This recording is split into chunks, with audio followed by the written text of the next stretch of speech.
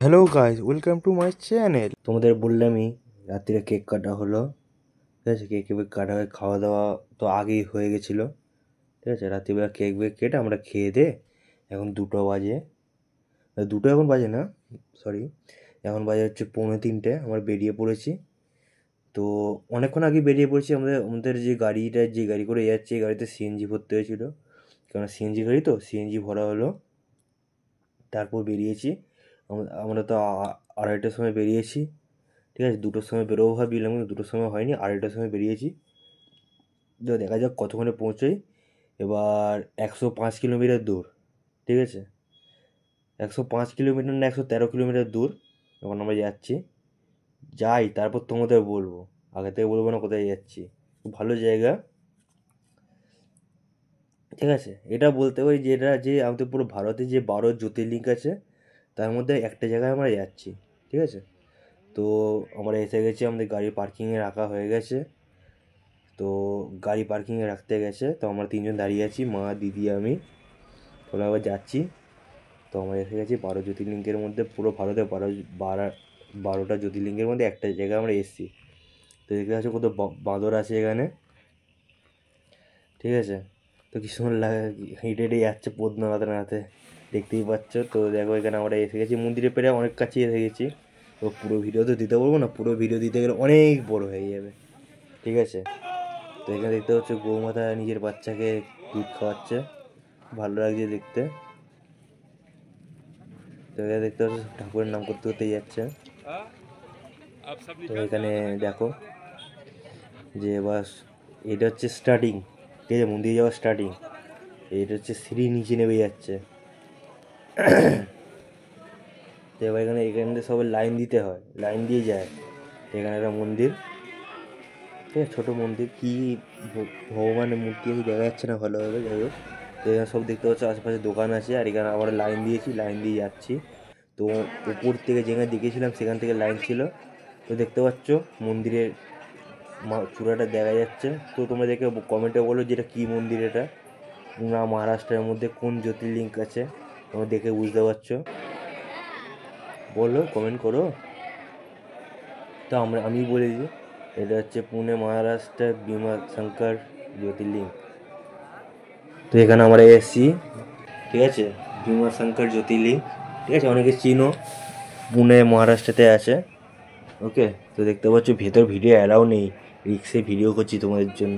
তো দেখতে পাচ্ছ এখানে শিবলিঙ্গতে সবাই পুজো দিচ্ছে দেখা যাচ্ছে, ঠিক আছে, টিভির মধ্যে।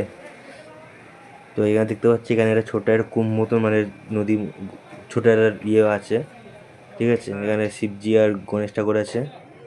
তো দেখতেই পাচ্ছ মন্দিরটা। দেখো আমরা ভেতর দর্শন করে পুজো দিয়ে চলে এলাম বাইরে। এবার ফটো শ্যুট করবো, তারপর বেরিয়ে যাবো। ঠিক আছে,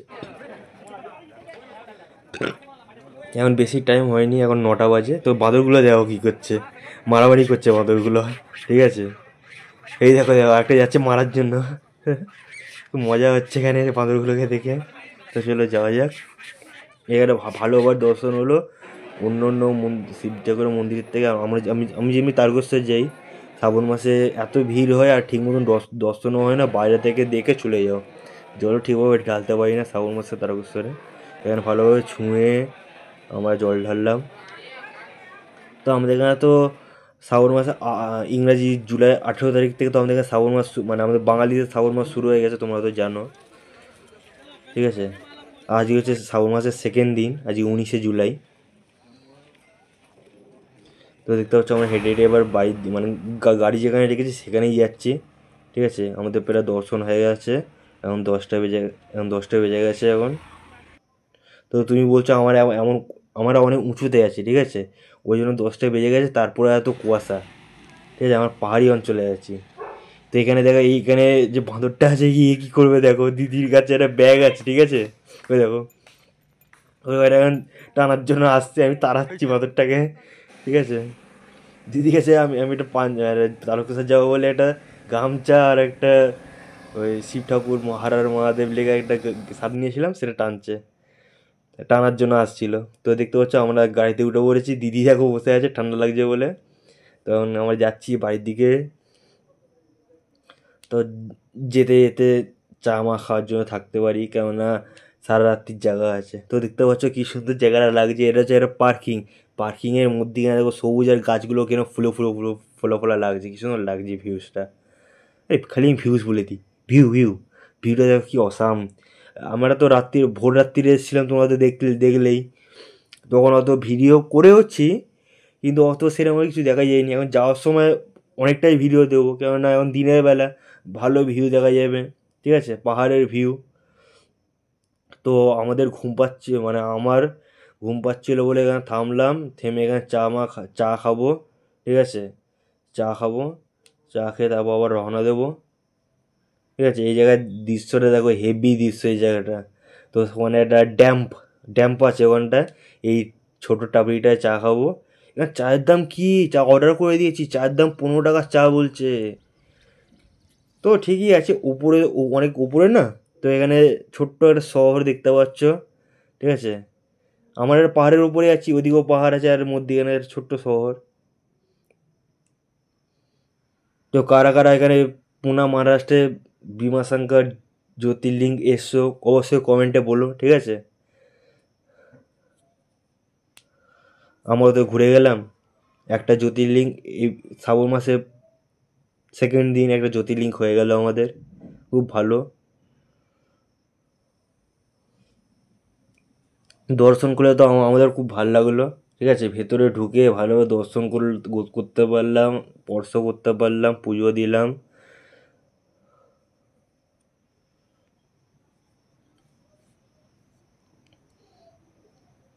তো আমার এই যে পুনাতে থাকি, এই পুনাতে আশপাশে প্রায় বেশিরভাগ অংশ পুরো পাহাড়ি এলাকা, ঠিক আছে।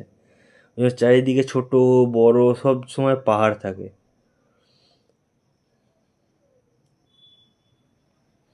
এবার নেক্সট যদি কোনো দিন একটা ভিডিও দেখাই, আমি এটা তারকেশ্বর থেকে আমি একটা বেলপাতা নিয়ে এসেছিলাম, সেটাকে আমি ল্যামিনেশন করে উপরে লিখে রেখেছি যেটা তারকেশ্বর।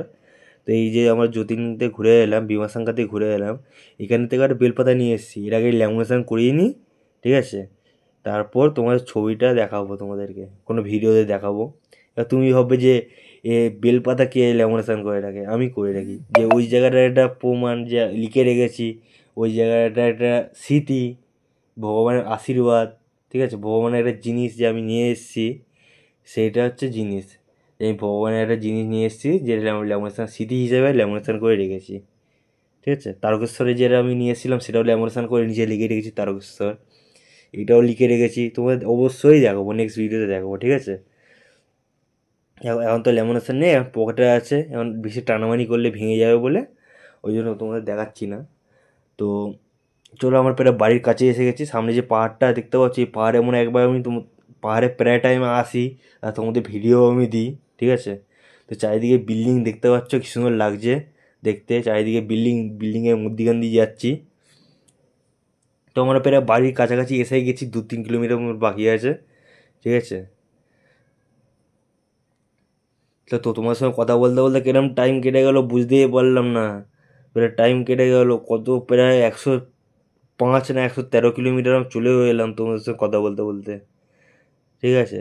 এবার বেশি লং করছি না ভিডিওটা এই জন্যই, কেননা বেশি লং করলে আবার দেখতে চাইবে না, ওর পরে হচ্ছে আবার বেশি লং করলে আবার আপলোড করতে বেশি নেট লাগবে, ঠিক আছে।